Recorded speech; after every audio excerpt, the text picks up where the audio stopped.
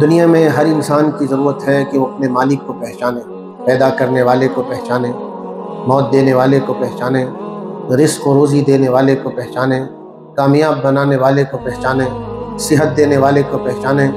جو آدمی اس دنیا میں رہے اپنے مالک کو بھی نہ پہچانے، اس سے بڑا بد نصیب کوئی اور آدمی نہیں ہو سکتا۔ اس دنیا میں آنے کے بعد ہمارا ایک مقصد یہ ہے کہ ہم اپنے مالک کو پہچانیں۔ قرآن مجید میں مختلف انداز میں اللہ تعالیٰ نے اللہ ہے سمجھایا، اللہ کیسا ہے سمجھایا، اللہ کی قدرت اور طاقت کیا ہے اس کو سمجھایا۔ آیت نمبر 70 میں یہ سمجھایا کہ دیکھو واللہ خلقکم ثم یتوفاکم، اللہ ہی نے تمہیں پیدا کیا، پھر جب تم مرو گے تمہیں مارنے والا بھی اللہ ہے۔ اس جملے میں یہ بتایا گیا پیدائش بھی تمہارے ہاتھ میں نہیں، تمہاری موت بھی تمہارے ہاتھ میں نہیں۔ اس کا مطلب یہ ہے کہ کوئی ہے جو پیدا کرتا ہے، کوئی ہے جو موت دیتا ہے، جو پیدا کرتا ہے مارتا ہے وہی اللہ ہے۔ اگر آدمی اتنی سمپل بات بھی نہ سمجھے کہ میرا اللہ ہے، سمجھے بغیر جیتا رہے اور اللہ کے بارے میں بھی شک کرے۔ آج بھی دنیا کی ایک بڑی آبادی اپنے خالق کے بارے میں شک کرتی ہے، نعمت دینے والے کے بارے میں اسے یقین نہیں۔ اس سے بڑا بے وقوف آدمی کون سا؟ اللہ تعالیٰ یہ سمجھا رہا ہے تمہیں پیدا کرنے والا اللہ ہے، تمہیں موت دینے والا اللہ ہے۔ یہ تو سٹارٹ اور اینڈ کا لائف کا بتایا کہ تم پیدا ہوئے تمہاری دنیا کی زندگی شروع ہو گئی، تم مر گئے تمہیں کوئی مارنے والا ہے، دنیا کی زندگی تمہاری یہاں اینڈ ہوئی مگر تمہاری زندگی اینڈ نہیں ہوئی۔ پیدائش سے لے کر موت تک یہ بٹوین لائف، یہ زندگی کے درمیان کے حصے میں جو مد و جزر ہے، اونچ نیچ ہے، عروج و زوال ہے، کامیابی ناکامی ہے، یہ سب کون کر رہا ہے؟ کیا وہ صرف پیدا کرتا ہے؟ کیا وہ صرف موت دیتا ہے؟ اللہ تعالیٰ یہاں یہ بتانا چاہ رہا ہے کہ درمیان کی زندگی کا پل پل کا اختیار بھی اللہ کے ہاتھ میں۔ وَمِنْكُمْ مَنْ يُرَدُّ إِلَىٰ أَرْذَلِ الْعُمُرِ، تم میں کتنے ایسے لوگ ہوتے ہیں جو عمر کی انتہا تک پہنچتے ہیں۔ اس کا مطلب یہ کہ سب نہیں پہنچتے، کچھ پیدا ہوتے ہیں ماں کی پیٹ سے یوں پیدا ہوتے ہیں اور مر جاتے ہیں، کچھ 2 سال جیتے ہیں، بچپن کا زمانہ جیتے ہیں، بچپن میں ہی مر جاتے ہیں، اور کچھ لوگ جوانی تک آتے ہیں، بچپن کی کمزوریوں سے گزر کر کے جوانی کی طاقت میں قدم تو رکھتے ہیں مگر جوانی کے زمانے میں دم توڑ دیتے ہیں۔ پھر کچھ ایسے لوگ ہیں جو بڑھاپے تک، اور وہ بھی بڑھاپے کی انتہا تک۔ ایک ہے بڑھاپا اور ایک ہے بڑھاپے کی انتہا۔ قرآن مجید میں اس کو ارذل العمر کہا، ایسی عمر جس میں آدمی کا جسم بھی کمزور ہو اور عقل بھی کمزور ہو۔ یہ 2 چیزیں انسان کے پاس ہیں۔ اسی لیے آج کل میڈیکل سائنس میں سب سے زیادہ موضوع گفتگو برین ہے۔ ہماری باڈی کا ریسرچ ہو چکا ہے، میڈیکل سائنس نے اس کا پورا ریسرچ کیا ہے۔ یہ جو ہمارا دل ہے، ہارٹ، اس کا ریسرچ آلموسٹ ہو چکا ہے مگر برین کا ریسرچ نہیں ہو سکا۔ اسی لیے دنیا میں سب سے بڑے جو ڈاکٹر ہوتے ہیں وہ برین ڈاکٹر ہوتے ہیں۔ یہ یا تو انسان کی عقل بوڑھی ہو جاتی ہے، وَمِنْكُمْ مَنْ يُرَدُّ إِلَىٰ أَرْذَلِ الْعُمُرِ، تم میں سے بعض ارذل العمر تک پہنچتے ہیں۔ یہ ارذل العمر کیا ہے؟ قرآن نے کہا لِكَيْ لَا يَعْلَمَ بَعْدَ عِلْمٍ شَيْئًا، جاننے کے بعد نہ جاننا۔ ایک عمر کا ایسا بھی زمانہ آتا ہے جاننے والا نہ جاننے والا بن جاتا ہے، علم والا بے علم والا بن جاتا ہے، اور ڈھیر ساری معلومات رکھنے والا عقل کمزور ہو جاتی ہے، سب صاف ہو جاتا ہے۔ جو بولتا ہے یاد نہیں رہتا، جو سنتا ہے یاد نہیں رہتا۔ یہ ارذل العمر ہے۔ ہمارے نبی پناہ مانگتے تھے اللہ سے، اللہم انی اعوذ بک من سوء العمر، اے اللہ عمر کی برائی سے میں اللہ سے پناہ مانگتا۔ اس لیے حضور کی عمر مبارک، حضور بوڑھے تو ہوئے پر زیادہ بوڑھے نہیں ہوئے، 63 ایئرس میں اس دنیا سے رخصت۔ ایک روایت میں ہے من ان ارد الى ارذل العمر، اے اللہ میں پناہ چاہتا ہوں کہ ایسی عمر تک میں پہنچوں کہ میری ہر چیز کمزور ہو جائے۔ اس لیے دیکھیے دوستو، دنیا میں جب تک انسان کا جسم طاقتور ہے، دماغ طاقتور ہے، جینا اچھا ہے، پھر اس دنیا میں جینا اچھا نہیں ہے۔ اب وہ ماں باپ اولاد کے لیے بوجھ بن جاتے ہیں، سوسائٹی کے لیے بوجھ بن جاتے ہیں، روتے ہیں، رو رو کر تھک تو جاتے ہیں، پھر سارے رشتہ دار، اولاد، بھائی انتظار کرتے ہیں موت کا، یہ آدمی مرے گا کب؟ یعنی خیالات کی دنیا میں ایسے چیزیں آنے لگتی ہیں، یہ آدمی کے جینے سے مر جانا اچھا۔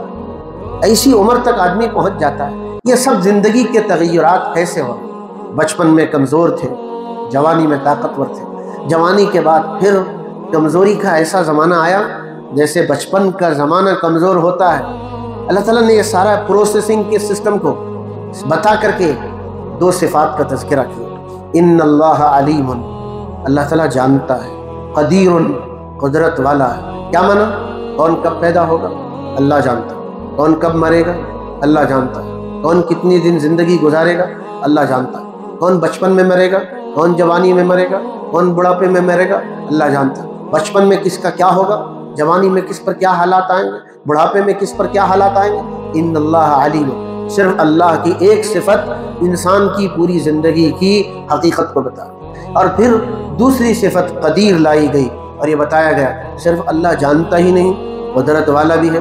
قدرت کا کیا معنی یہ کہ بچے کو وہ لمبی عمر دے سکتا ہے، کہ ارذل العمر تک پہنچ سکتا ہے، یہ اللہ کی طاقت۔ بیمار کو بیماری کی حالت میں رکھ کر 100 سال کی عمر دے سکتا ہے، یہ اللہ کی قدرت ہے۔ ایک جوان کو بغیر بیماری کے موت دے سکتا ہے، یہ اللہ کی قدرت ہے۔ یہ قدرت کو بتانے کے لیے یہ ہمارے سامنے زندگی کے مشاہدات ہیں۔ جوان مر رہا ہے اور بوڑھا بھی مر رہا ہے، بعض بیماریوں سے مر رہے ہیں اور بغیر ریزن کے مر رہے ہیں۔ اللہ یہ بتانا چاہتا ہے وہ صرف جانتا نہیں ہے، وہ قدرت والا۔ پھر اللہ تعالیٰ نے آیت نمبر 71 میں یہ بتایا کہ دیکھو اللہ کے ساتھ کسی کو شریک مت کرو، وہ قدرت والا، علم والا ہے، وہ اکیلا ہے، اس کے ساتھ کوئی شریک نہیں۔ اب اللہ اسی مسئلے کو ایک مثال کے ذریعے سمجھاتا ہے۔ واللہ فضل بعضکم علی بعض فی الرزق، اللہ تعالیٰ نے انسانوں میں بعض کو زیادہ مال دیا، بعض کو کم مال دیا۔ 5 انگلیاں جس طرح برابر نہیں، انسان بھی آپس میں مال کے اعتبار سے، عزت کے، رتبے کے، اسٹیٹس کے اعتبار سے برابر نہیں۔ کسی کو اللہ نے اونچا مقام بخشا، کسی کو اللہ نے اتنا اونچا مقام نہیں بخشا۔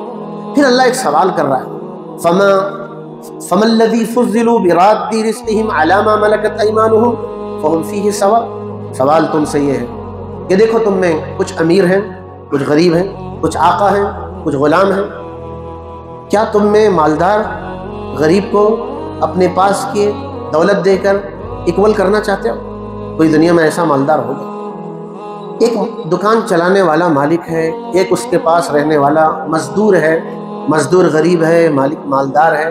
کیا کوئی مالک اس کو پسند کرے گا کہ میں اپنے مزدور کو پیسے دے کر میں مزدور کو اپنے برابر کر لوں؟ یہ انصاف کا تقاضا ہے۔ جب تم ایک جیسی مخلوق ہو، تمہارے ماں باپ ایک جیسے، تمہارا رنگ روپ ایک جیسے، تم الگ مخلوق کے نہیں ہو، پیسے والے الگ باپ ہو، غریب کا باپ الگ، تم سب برابر ہونے کے باوجود تم ایک دوسرے کے برابر ہونا پسند نہیں کرتے۔ پھر سوچو تو صحیح، تم پتھروں کو خدا کے برابر کیسے قرار دیتے؟ تم درختوں کو خدا کے برابر کیسے قرار دیتے جبکہ وہ شرک سے پاک ہے؟ تم ایک دوسرے کے اکول ہونا نہیں چاہتے، اللہ تعالیٰ شرک کو کیسے پسند کرے گا؟ جب تم اکول ہونا پسند نہیں کرتے، مالک اور مزدور، امیر اور غریب، پیسے تقسیم کر کے اکول اور برابر ہونا تم پسند نہیں کرتے، اللہ اس کو کیسے پسند کرے گا؟ افبنعمت اللہ یجحدون، کیا اللہ کی نعمتوں کا تم انکار کرتے ہو؟ آیت نمبر 72 میں اللہ تعالیٰ نے ایک اور حقیقت بتائی کہ دیکھو ایک پیدائش ہے، ایک موت ہے، لیکن قدرت کی بڑی عجیب عجیب نشانیوں میں تمہاری پیدائش بھی ہے۔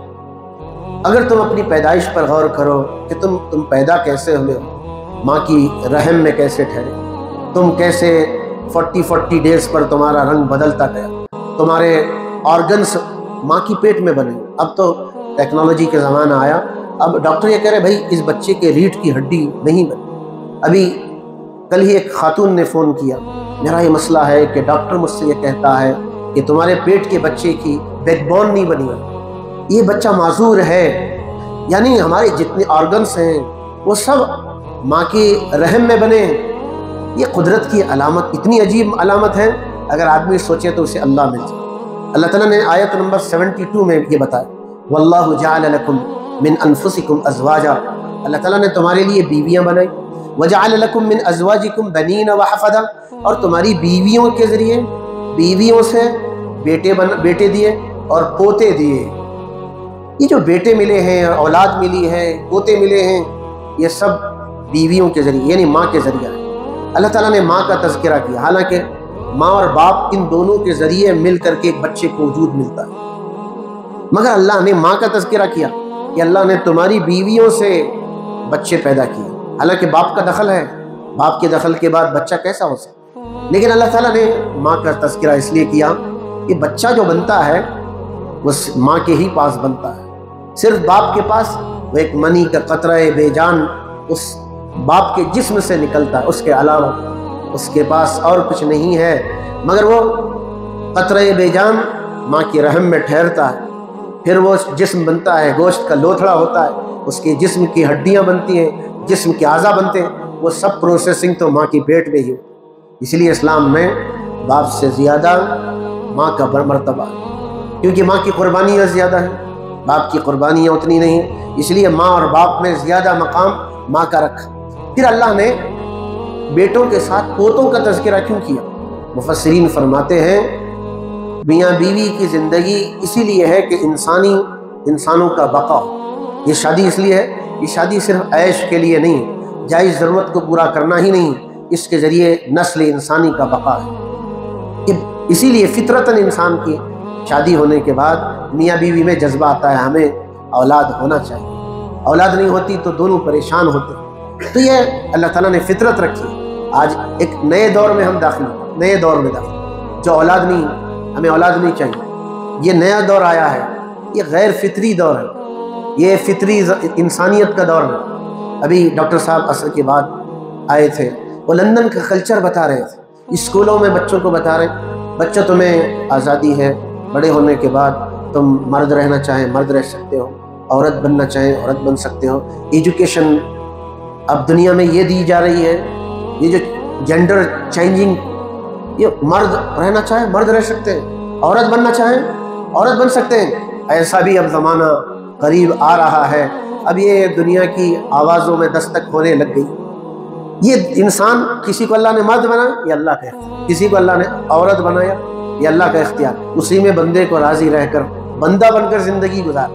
ابھی چند مہینے پہلے برازیل میں ایک انسان نے اپنے آپ کو کتا بنا لیا، آپ لوگوں نے دیکھا ہوگا سوشل میڈیا پر بہت وائرل بھی ہوا کہ اس نے اپنا تمام جسم کو حوالے کر دیا اور کتا اپنے آپ کو بنایا۔ اس سے بڑی بدنصیبی کی بات اور کیا ہو سکتی؟ اللہ تعالیٰ نے بتایا کہ اللہ تعالیٰ نے تمہارے لیے بیویاں بنائی، تمہاری بیویوں کے ذریعے تمہیں اولاد دیا، اولاد کے ذریعے پوتے دیے، وَرَزَقَكُم مِّنَ الطَّيِّبَاتِ تمہیں پاکیزہ روزیاں دی۔ اب روزی کا بھی تذکرہ کیا، کس کو کس کے ذریعے کیسے کیسے روزیاں مل رہی ہیں، امیجن نہیں کر سکتے۔ اللہ کی یہ مخلوق کیسے کیسے روزی پوری کر، غریب بھی اور امیر بھی، اللہ تعالیٰ کیسے کیسے روزی کا انتظام کر۔ پھر اللہ تعالیٰ آخر میں أَفَبِالْبَاطِلِ يُؤْمِنُونَ کیا باطل پر تمہیں یقین ہے؟ وَبِنِعْمَةِ اللَّهِ هُمْ يَكْفُرُونَ کیا تمہیں اللہ کی نعمتوں کا انکار ہے؟ وَيَعْبُدُونَ مِن دُونِ اللَّهِ اللہ کو چھوڑ کر دوسروں کو پکارتے ہو۔